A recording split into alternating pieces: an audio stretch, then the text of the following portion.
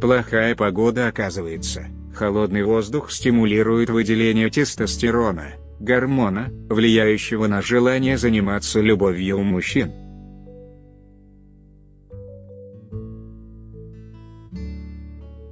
Содержание тестостерона в женском организме намного меньше, поэтому холода на нашу сексуальность влияют мало.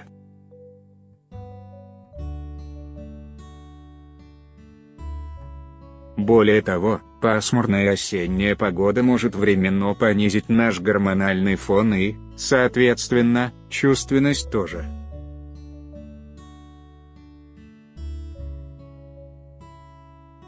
Как, впрочем, и сильная жара, поэтому секс в горячей ванне не только снижает шансы на оргазм, но и вообще вреден для сердца и сосудов.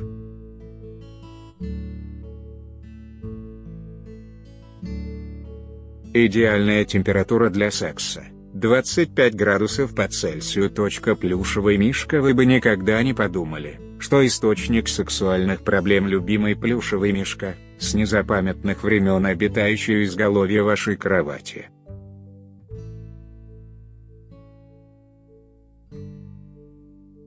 За вас об этом подумали психоаналитики. Мягкие игрушки из нашего детства в зоне секса не способствуют зрелым сексуальным отношениям и мешают вам избавиться от табу, заложенных в раннем возрасте. Например, что секс – это грязно и хорошим девочкам такие вещи не нравятся.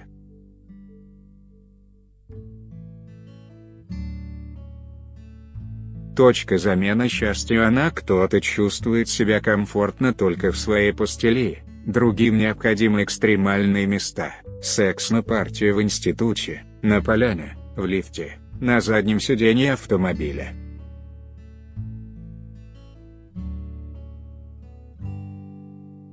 В любом случае, пусть даже вы любите заниматься этим исключительно на кухонном столе, помните, что главный враг оргазма – привычка.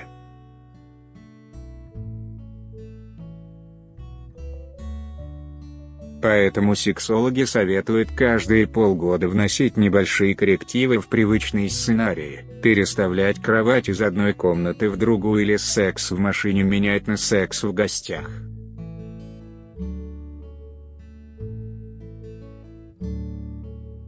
Главное, чтобы из ваших отношений не уходил элемент новизны.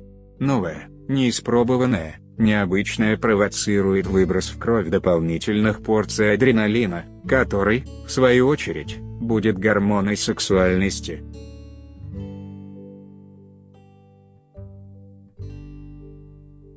Капля никотина. Сексуальные возможности женщины, как та лошадь. В смысле, им тоже вредны даже небольшие порции никотина.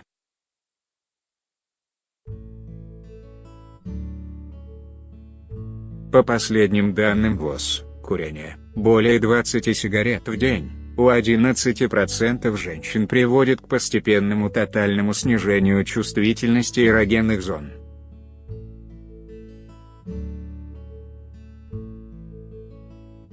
А это почти то же самое, что и хроническая аноргазмия. Еще врачи в ходе экспериментов обнаружили интересный факт: если вы 3-4 часа до секса не будете курить, у вашего оргазма есть шанс быть более сильным и ярким.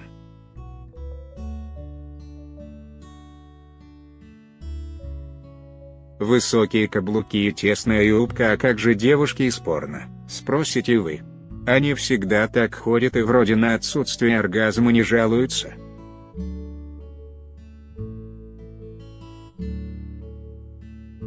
Или просто вида не подают. В любом случае, как бы возбуждающе вы не выглядели в сильно облегающей одежде, врачи утверждают, что это путь к фригидности.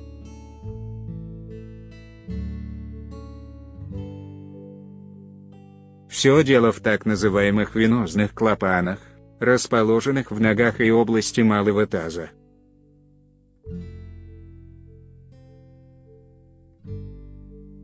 Схематично женский оргазм можно изобразить так: возбуждение, прилив крови к органам малого таза, вернуться обратно крови не позволяют вышеупомянутые венозные клапаны, нарастание давления, разрядка.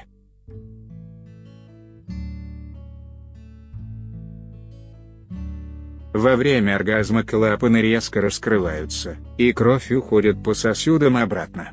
10-сантиметровые шпильки и сильно облегающая одежда могут вызвать нарушение венозного кровообращения и даже повреждение клапанов, отчего отток крови может начаться еще до окончания прелюдии.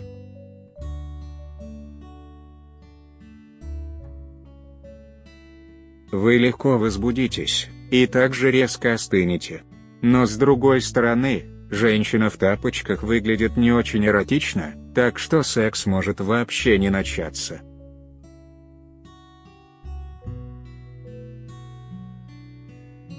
Короче, дело к ночи, природа неплохо над нами подшутила. У большинства женщин пик сексуальной активности приходится на время с 21 часа до полуночи. Именно в этот промежуток времени в крови у нас наибольшая концентрация эстрогенов.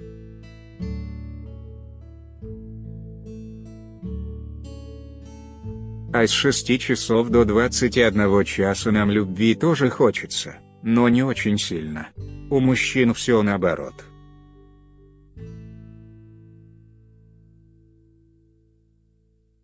Для них оптимален утренний секс. Количество тестостерона в крови в это время находится на пике, а к вечеру терпения и сил у них гораздо меньше.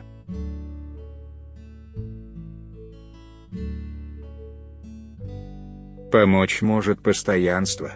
Ученые вычислили, что после 5 лет совместной жизни гормональные и биологические ритмы у многих пар начинают совпадать.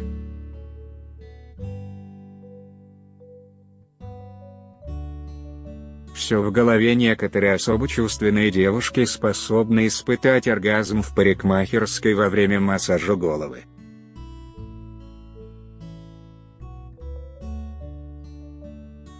Это так называемый тактильный оргазм, который может случиться от простых прикосновений, поглаживания и прочих манипуляций с волосами, где кожа сплошь покрыта гиперчувствительными рецепторами, которые напрямую связаны с зоной в коре головного мозга, отвечающей за удовольствие.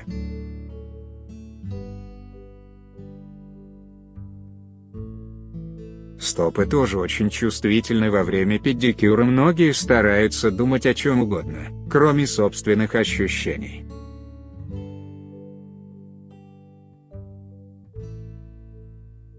Имейте в виду, что массаж стоп и кожи головы жизненно необходим кинестетикам, тем, у кого ведущую роль в восприятии информации об окружающем мире и контактах с другими людьми играют не слух и не зрение, а тактильные ощущения.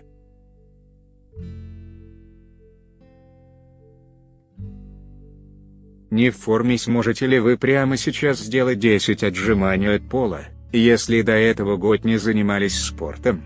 Мышцы интимной зоны по своему строению не сильно отличаются от мышц предплечья, пресса и прочей скелетной мускулатуры.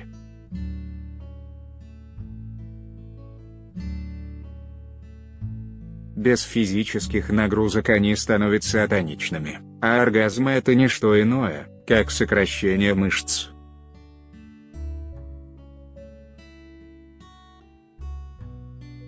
Исправить положение могут специально разработанные комплексы упражнений, вумбилдинг, в 3 подхода по 10 раз сжать мышцы промежности, и все в таком роде.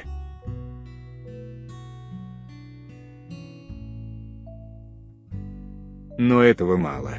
Чтобы быть в тонусе, нужны регулярные физические нагрузки для всего организма: бег, плавание, теннис.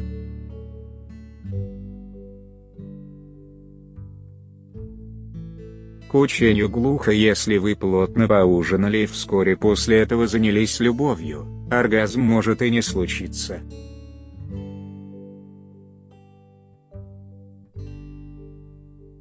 Сытый и довольный желудок будет всячески напоминать о себе, оттягивая драгоценное кровоснабжение.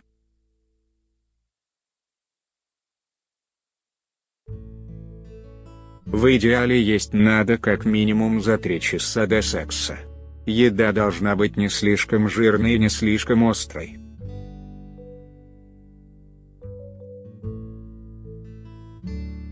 Больше всего организм любит продукты, содержащие фолиевую кислоту, цинк и селен, зеленые листовые овощи, злаки, морковь, бананы, сыр, апельсины, лосось, тунец.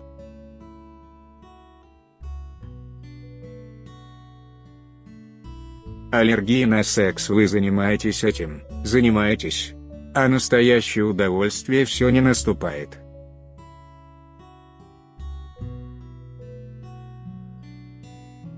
Зато случаются неприятные ощущения вроде зуда, жжения и даже боли. Не исключено, что у вас аллергия на сперму, смазку и, возможно, даже на пот партнера.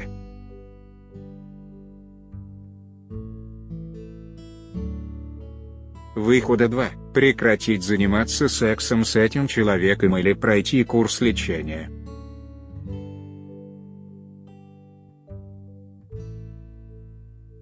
Бывает еще, что аллергия протекает в скрытой форме. В этом случае вы не испытываете вообще никаких ощущений, ни болезненных, ни приятных.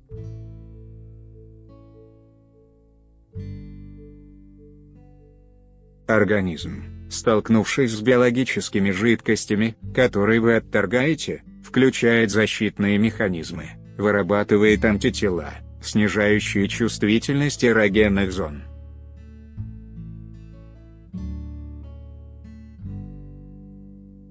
Чтобы разобраться, что происходит, достаточно просто сдать анализы, тесты на совместимость.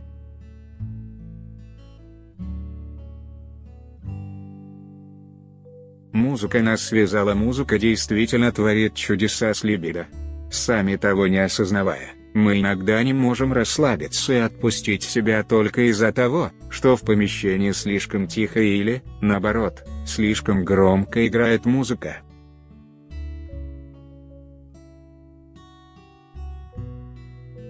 Уровень шума при этом, как ни странно, важнее темпа и ритма. Хотя, если верить исследованиям на эту тему, самым мощным афродизиаком является композитор Рихард Вагнер.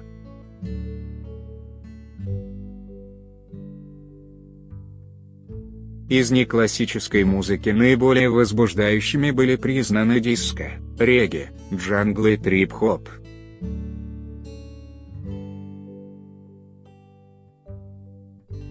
Удовольствие в резюме. Знаете, какой удивительный феномен открыли социологи? Чем большего женщина добивается в жизни, чем чаще у нее бывают оргазмы.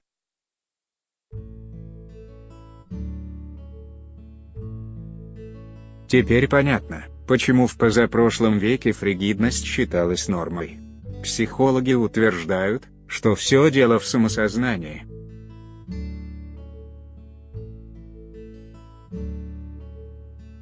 Как только женщина начинает считать себя не только объектом и претендует на роль большую, чем мать или домохозяйка, она постепенно раскрепощается и разрешает себе получать удовольствие от секса.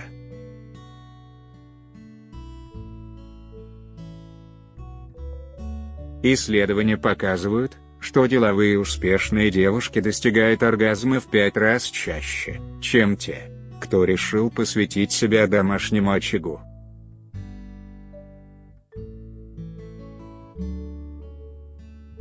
Не исключено также, что амбициозные особы просто более четко и осознанно умеют добиваться своих целей.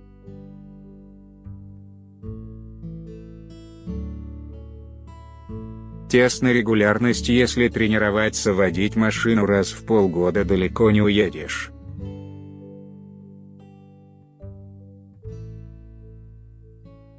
При нерегулярном сексе вагина постепенно теряет эластичность, и функции желез, которые отвечают за выработку смазки, нарушаются.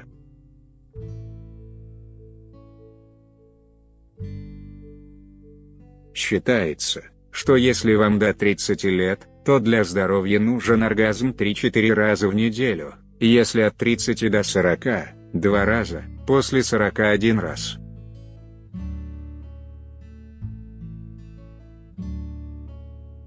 Причем, как вы получаете оргазм, с партнером или мастурбируя, значения не имеет.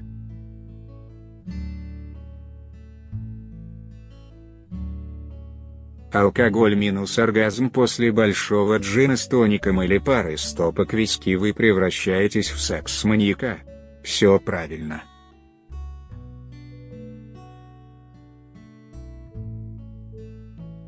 Стоит выпить лишнего, как печень начинает вырабатывать колоссальное количество ферментов, необходимых для расщепления спирта.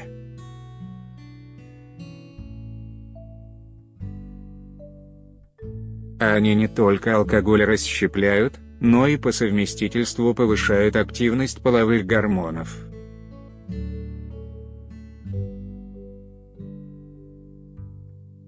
Желание кого-нибудь изнасиловать растет со скоростью света, но по другим параметрам возможности, к сожалению, падают.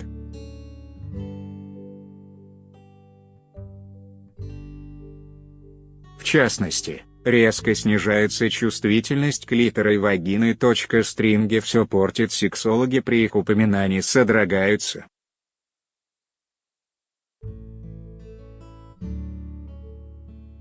Они утверждают, что те, кто носит стринги, могут испортить себе сексуальную жизнь самым радикальным образом.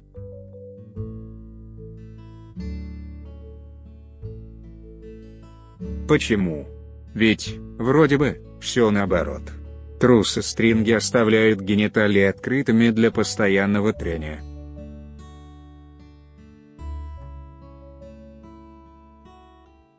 В результате чего возникает привыкание, и чувствительность снижается. Та же история с привычкой не носить бюстгальтер, она может лишить вас важной эрогенной зоны.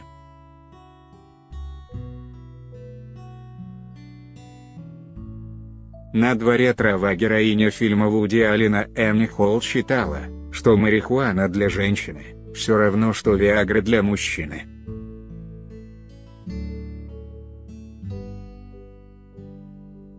На самом деле, это не совсем так. В малых дозах она действительно может обострять эротические переживания, ваши фантазии становятся ярче.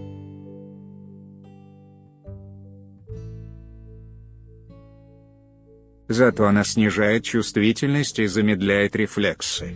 Поэтому хронические курильщики марихуаны со временем начинают испытывать проблемы с эрекцией, а курильщики – дефицит смазки.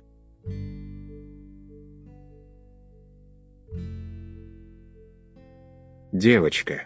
Не, созрела. Секс-терапевты уверяют, 2/3 женщин испытывают первый оргазм в возрасте около 30 лет и после рождения ребенка.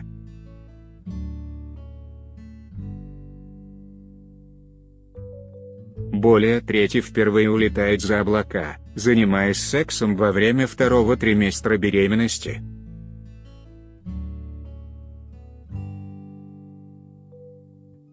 «30 лет – это наш сексуальный расцвет. В более юном возрасте многие из нас еще не накопили необходимое количество секс-гормонов, в первую очередь тестостерона и эстрогена.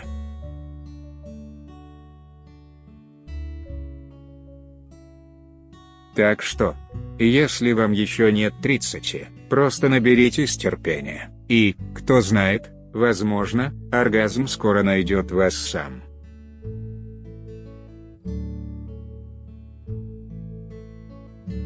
Зеркальный потолок и прочие шалости. Заниматься любовью и созерцать собственное отражение в зеркальном потолке – красивая фантазия, но эксперты по фэн-шуй утверждают, что потолок спальни, выложенный зеркальной плиткой, разбивает изображение человека на фрагменты, а значит, символически, и его интимную жизнь.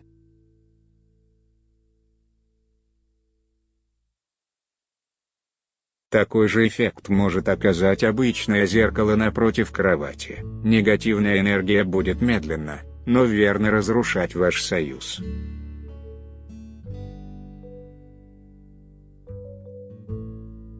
Вообще все находящееся в спальне зеркала надо внимательно исследовать и понять, что в них отражается.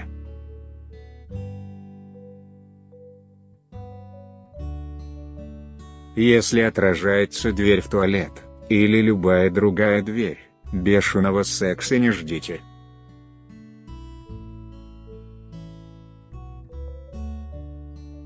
Совсем другое дело отражение прелестного садика, в который выходит ваше окно, или картина, висящая на противоположной стене.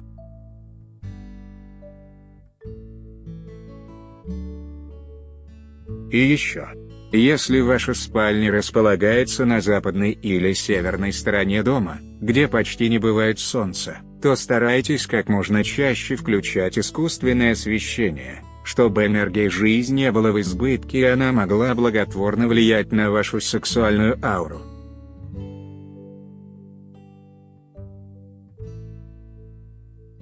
Дурное воспитание. Даже если вы с вашим мужчиной совместимы по всем параметрам, всякое желание заниматься сексом может пропасть из-за элементарного отсутствия условий.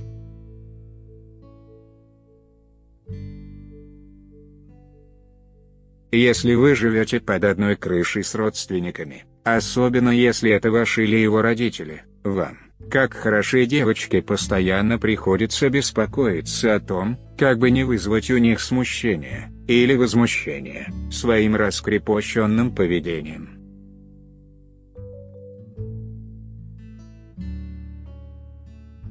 Ведь хорошей девочке не пристало вести себя распущенно. Вот и вы время секса не чувствуете, а думаете, например, о том, не слишком ли глубоко скрипит диван.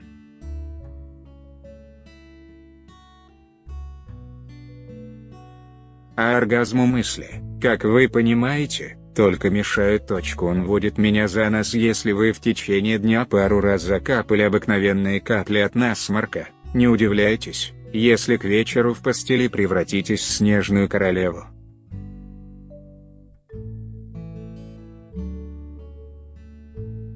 Очень часто средства, призванные решать одну проблему, вызывают другие.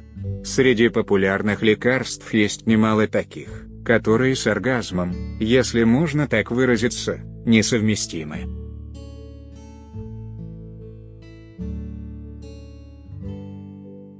Это средства для понижения давления, транквилизаторы, антидепрессанты и мочегонные препараты.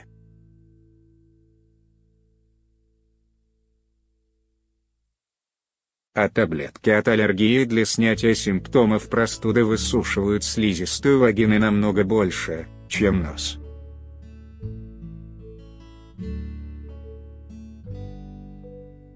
Замерзли ноги, держите голову в холоде, а ноги в тепле. Голландские ученые доказали, что температура ног женщины влияет на ее организм.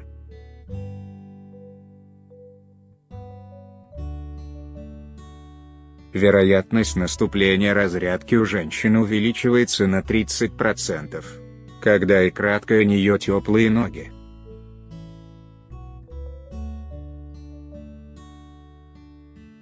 Связано это с особыми рецепторными клетками, которые располагаются на коже стоп и отвечают за интенсивность сексуального удовольствия.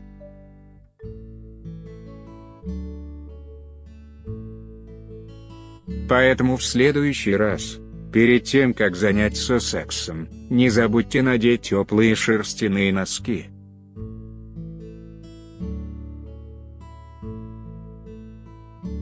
Это безумно секси.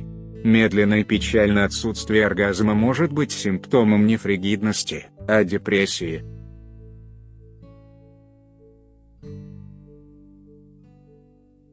Утрата интереса к сексу является самым распространенным признаком вялотекущей депрессии.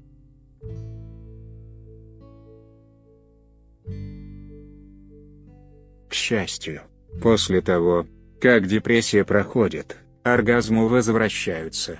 Так что, вместо того, чтобы записывать себя в секс-неудачницы, лучше сходите на прием к психотерапевту.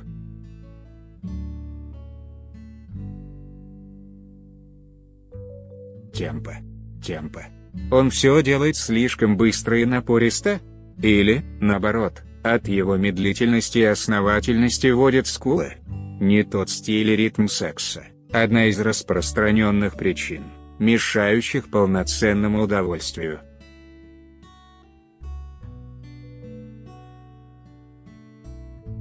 Традиционные рекомендации мужчинам быть нежным и ласковым не всегда являются панацеей.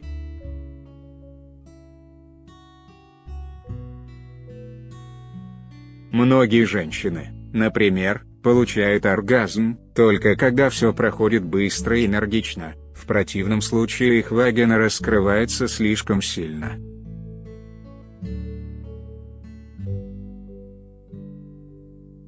У других есть тайные мазохистские фантазии о том, что их берут силой.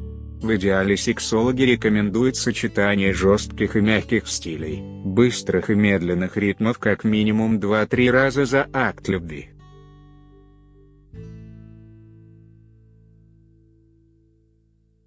Голубая луна. Наш мозг особым образом реагирует на цветовые стимулы. Одни цвета запускают процессы торможения в коре головного мозга, другие, напротив, сильно возбуждают.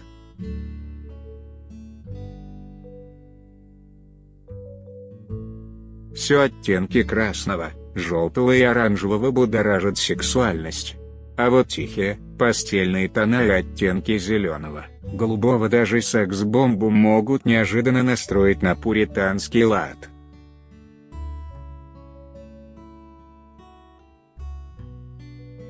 Защитная реакция. Гормоны, которые входят в состав оральных контрацептивов, изменяют естественный цикл и часто отрицательно влияют на способность к сексуальной разрядке.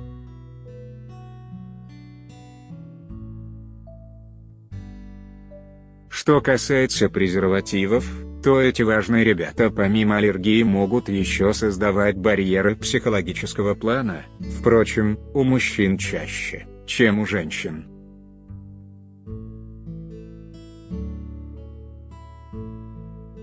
Они – враги спонтанности и романтики. Спираль тоже может испортить дело. Многим девушкам не дает покоя мысль, что у них внутри инородное тело, которое при сексе может их поранить.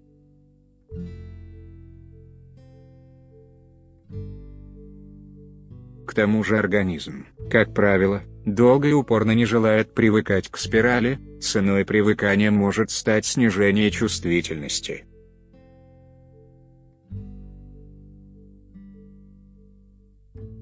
Секс-терапевты вообще любят сравнивать спирали с занозой в пальце. Но им легко говорить.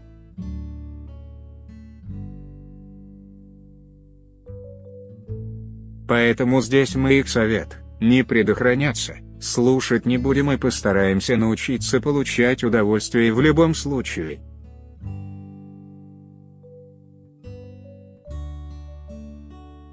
Наши эксперты: Алексей Ларин, психотерапевт, вице-президент Российской ассоциации сексологов.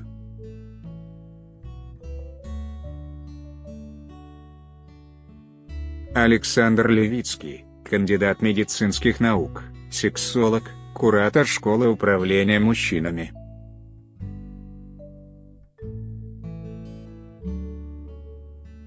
Светлана Ухова, психолог, ведущая тантрических тренингов. Фото: Антон Земляной. Стиль: Анна Рыкова. Автор: Анастасия Быкова.